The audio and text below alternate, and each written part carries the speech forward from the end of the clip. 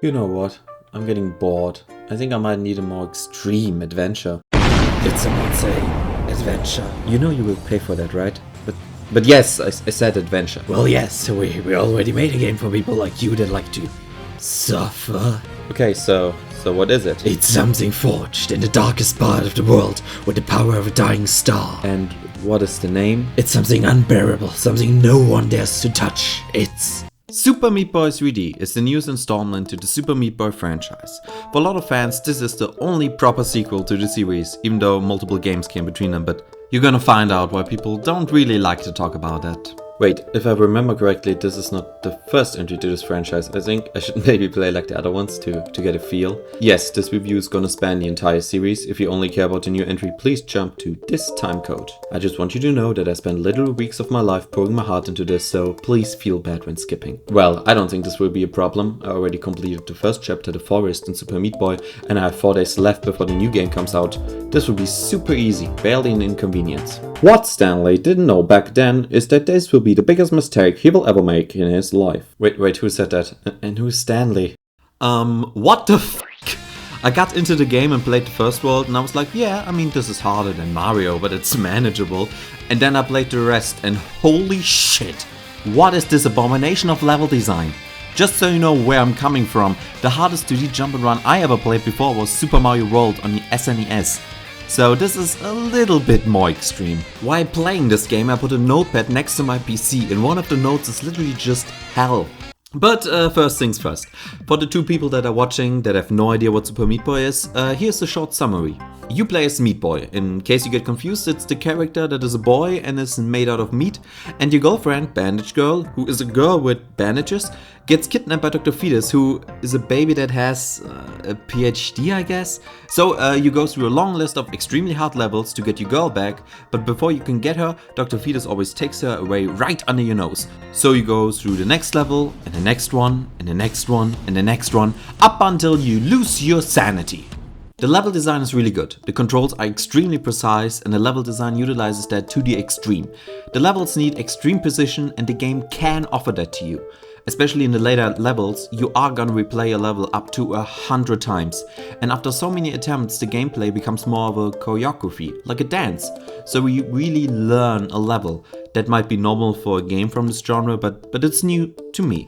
After you completed the world, you will get a boss fight. These range from meh to oh my god, this is awful. Maybe I got spoiled because I just played Cuphead before, but these boss fights suck. What makes a good boss fight is clearly signaling what's gonna happen next. Cuphead does this extremely well. This game doesn't do it at all. It's just, here's an attack. If you're not a clairvoyant, fuck you, I guess. So it results in just tediously remembering the attacks and sequences, and when a new attack comes, the chance of you surviving that is 0. It's just trial and error and frustrating. While when I die in a level I can 100% pinpoint where my fault was and it gives me fuel to continue, when I die in a boss fight my main reaction was, how am I supposed to know that? It's just frustrating, and this is the main problem with really hard games. The line between extremely hard and frustrating is not a tightrope, it's a fishing wire. But after finishing a boss fight you will always get a short cutscene. These always feature the same story, you being really close to rescue Bandage Girl and Dr. Fetus being a dick, but the new crown animation style has a lot of charm and they're not harming anybody. When talking about the animation, I also want to talk about the presentation, because it's a mixed bag. You can tell that these people have learned game development while making this game. The later you get in the game, the better the presentation gets. In the end, I would even say it's really good, but some aspects and graphics are weird. Like, why do these enemies only get like 7 pixels? They look like they're from a different game entirely. Or later in the game, you get these white blob things that you shouldn't touch, and I thought it was salt. But after a while I noticed that it's moving and it has a face, like what? And I mean that makes 0 sense. Look at my salt, it's not moving at all. Anyway, what I want to talk about is the So when you add all the pros and cons, I can definitely understand how this game became a cult classic. But I need to come clean with you, I nearly played through the whole game. But the last world has gotten me ready for the mental asylum. The last chapter of the main campaign, The End, is actually relatively easy. The first 4 levels were incredibly straightforward, and I even said, wow, the devs actually have a soul. But then I guess the devs noticed that they were too nice, so they made the last normal level so extremely hard that it's nearly impossible to beat. I have 2 hours of gameplay footage of me just playing this single level, and I'm sorry to tell you, but I wasn't able to complete it. Yet. Maybe someday, but not today, because I have 2 days left before the next game comes out and I still have 2 games to go. So what has Team Meat prepared for me next? Okay, to start off, I actually own this game twice now. I got it a few months ago for free from Epic, but because I wanted to make this video, I bought the Super Meat Boy collection on Steam. So I own the game twice now. Imagine your service is so shitty that people will pay for something they already own just to avoid you. How's the strategy going for you, Epic? Great to hear that a company would rather fire huge parts of their team instead of replacing their useless CEO. So, without further ado, let's start the game. Okay, I mean this starts exactly like the original with a nice intro cutscene. The only difference is this time not Bandage Girl's kidnapped, but their Kid Nugget, who is so cute. But this was released in a time when every franchise needed a cute character to sell merch and plushies. I mean, this is so transparent that the only reason this character exists is to sell merch. What idiot would fall for that? What are you saying? No, why is it sold out? I need this plushie. I would kill for it. Okay, anyway, let's get into the game. Here comes the kicker. As I said previously, I went into these games completely blind. So you can imagine how I reacted when I found out what this game actually is. Wait, you don't need to imagine. I have the recordings. Oh, this game is an endless runner. What the fuck? What? Why? Yes, I thought this would be a sequel to the original game, but instead of refining their original game design, they just threw everything out the window and said, let's make Kaizo Super Mario Run. So basically they dumped down the controls to work on mobile. The only buttons that are still needed are the down button to slide and the jump button to, well, jump. So you might think that I might rip this game a new one because it's a mobile game, it needs to suck. And if you look at the reviews on Steam, you might think you are correct. But to be honest, I quite like the game. It really takes the simple controls that a mobile game needs to follow and is creative with it. For example, you get a new dash ability that you can use to get extra airtime, destroy obstacles or hit enemies to get even further, and another dash. So you can combo them together and get insane airtime, which feels really good. It offers a lot of variety and uses the limitations cleverly to make levels that wouldn't really work with standard controls. In a lot of ways the comparison to Super Mario Run is warranted, but it's actually a lot better because it can expect more from the player, so the general design is a lot more challenging and interesting. Even though the controls are less precise because, again, this is a mobile game, the design can work around it, and once you get the hang of it, the character does what you want him to do. The bosses are still not good in any way, but there was one that I actually enjoyed. It uses the limitations quite cleverly and is challenging without being completely unfair. Probably because it is the only boss that has clear signaling and attack patterns. The presentation is also a lot better. You can definitely tell that this is still Super Meat Boy, and it also has this weird art style that all mobile games need to follow. But the art direction is a lot clearer and everything feels a lot more coherent, with the negative side effect that this game looks a lot more generic. So to make a short conclusion, this game is weird. Is it a good game? I think so. It's definitely not what I thought it would be, but for what it is, it's quite good. It takes the core premise of being an autoscroller and does a lot of really creative stuff with it. Is it worth $5? No. But it regularly goes on sale for 99 cents, and when you get in the bundle, it's a nice extra where you can sink in a few hours. The game feels a little like not getting something you order from a restaurant. Is it different to what I expected, wanted? Yes, definitely. But is it bad because of it? No, not at all. It's really nice for a mobile game, which made me think, because the original Meat Boy was a browser game. This is the logical sequel. In many ways, the modern browser games are mobile games. Oh, this message reads, if you compare mobile games with browser games one more time, we are gonna kill you. And then a lot of stuff I cannot say on YouTube. It's always nice to make friends through new ways. So they made an autorunner for mobile. Some fans liked it, some fans didn't. But I'm sure 100% that they now know what the people actually want, so they are gonna make a true sequel, right? So what is the next game? Doctor, where are you? Doctor? Dr. Fetus? What do you want? You know, you could at least go through the same hole every time. This is getting expensive. Anyway, you made one really good 2D platformer, one autorunner mobile game, so I guess you're learning your lessons and next you're gonna make a good platformer, right? Absolutely. We removed the platforming. We are gonna make a Puyo Puyo clone. This is not what I said at all.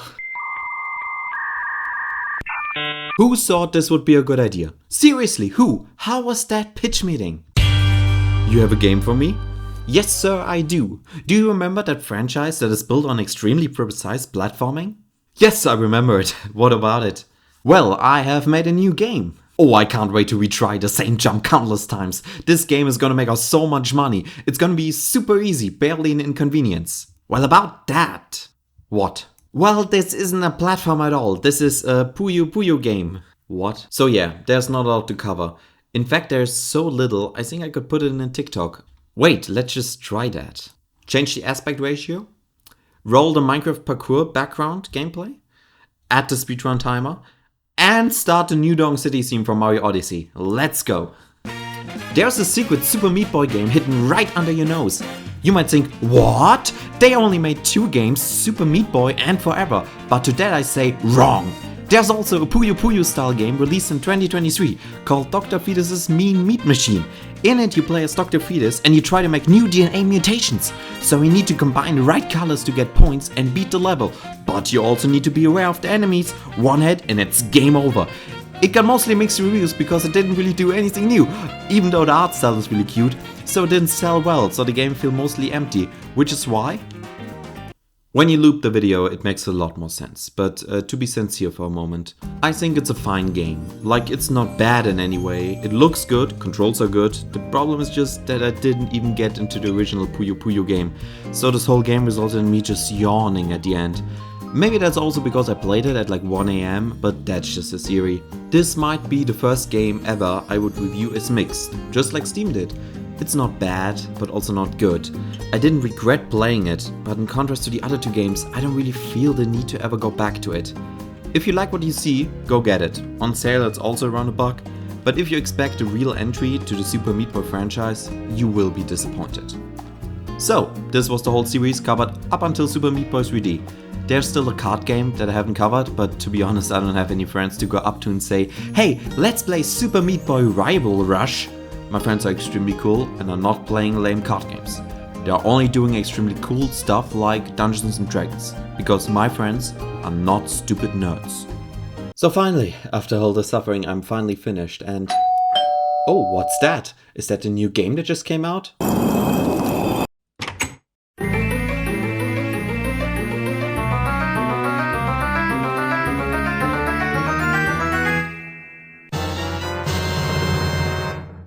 Okay, I guess I will do that.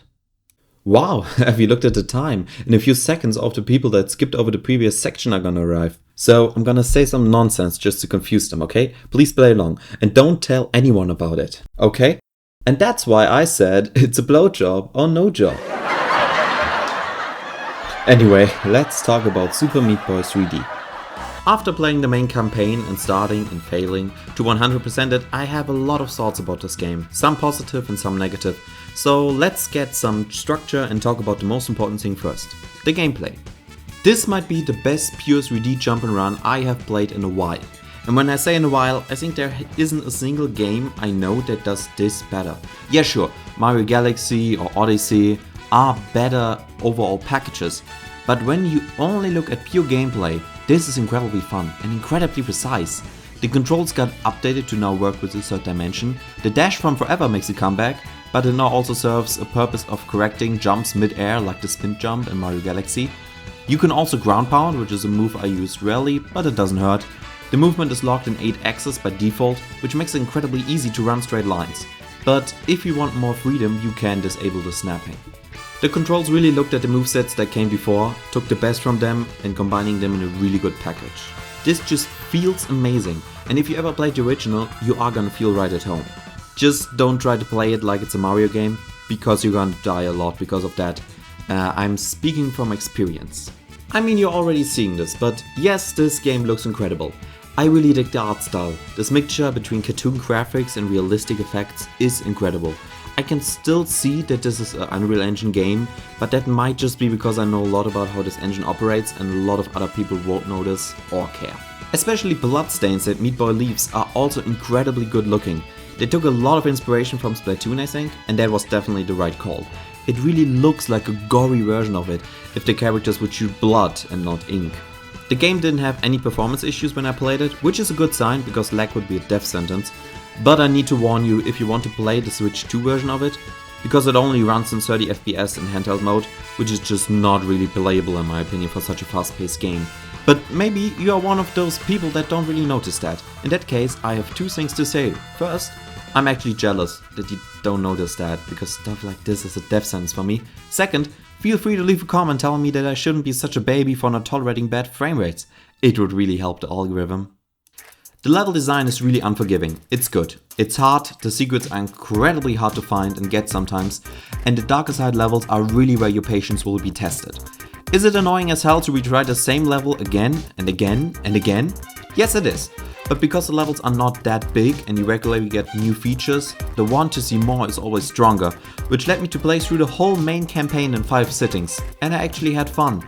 When you know how Meat Boy levels are designed, you know how this game is designed. Either you love it or you hate it. I definitely love it.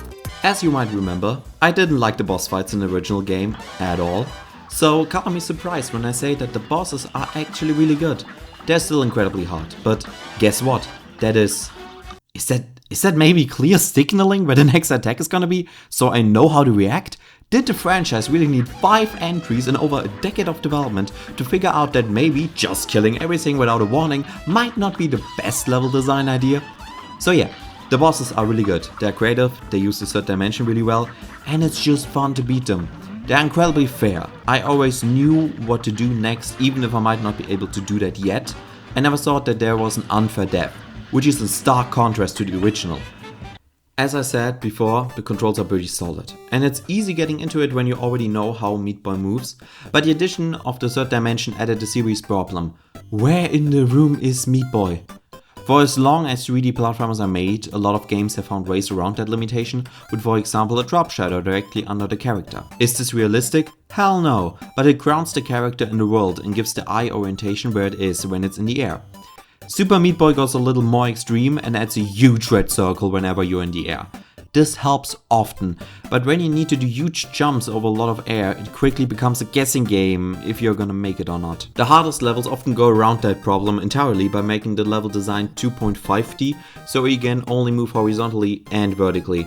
Which feels great, don't get me wrong, but then again, why are you making this game 3D in the first place when it comes at the cost of precise platforming? To be fair, to them they do a lot of creative stuff that just wouldn't work in 2D, so I think it's worth it. But it's definitely something you as a player need to work around. Some people said that the devs should make a VR mode, because that would make depth perception a lot better.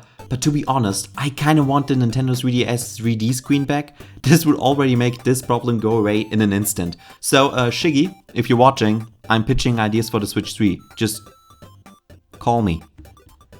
I know you have my number. This might be the biggest problem people have with this game, because this is just Super Meat Boy but in 3D, which sounds weird because guess what, that's the title, but a lot of people I think expected a modern twist to the original formula, like what Mario 64 did to the Mario formula, but this is only the classic formula.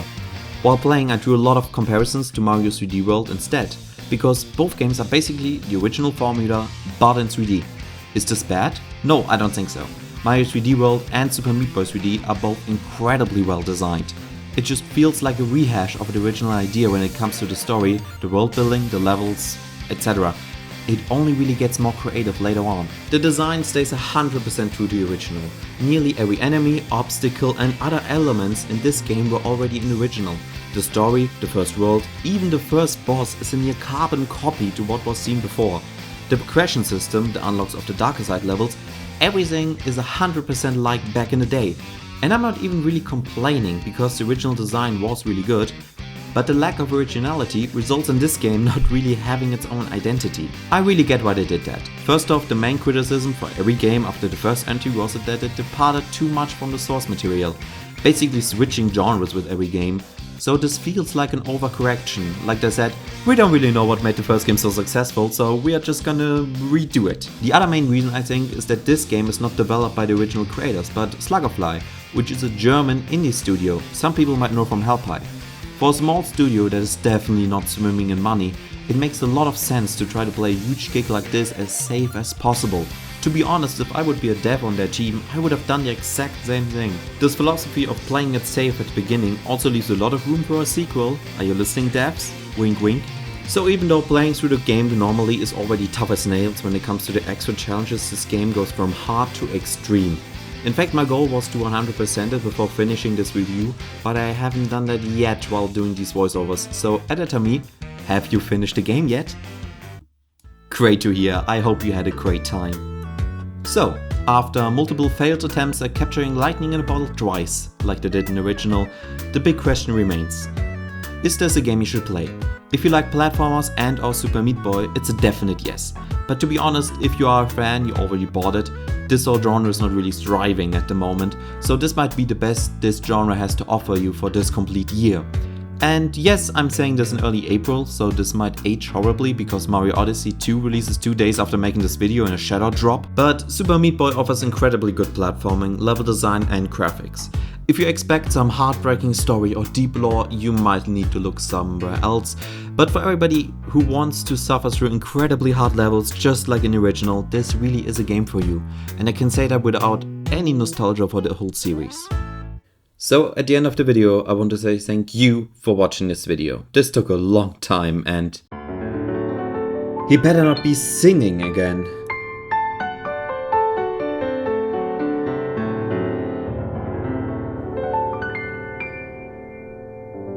I don't know if you already heard. Why are you singing? Because I kidnapped your little lovebird. Where did you even get the piano from? You're jumping on, but in the end, who are we kidding? Just tell me when it's over, okay? Your death count will reach past infinity. Am I getting through? Our genre changes have been quite strange, but now your suffering is back for a change. Why think that you're safe while I'm still alive and kicking? Time you see that this meat machine is the only place you're ever gonna be. So step on in and please comply and don't forget the many ways you can die. Now look at this, absolute bliss. Oh, what a shock. Watch where you walk. You're just a fly ready to smash and turn you into ash. Not enthused, just feeling used. Oh, what a goddamn shame. Congratulations, my biggest foe. Seems your endurance is getting quite low. Don't be a tofu boy, because you're nowhere close to winning. So play the games and just ignore the pace. So if that stays on your 100 remains, it's been quite a while, I will agree, but will be deaths as far the eye can see. You're terrible at marketing, you know that, right? Yeah.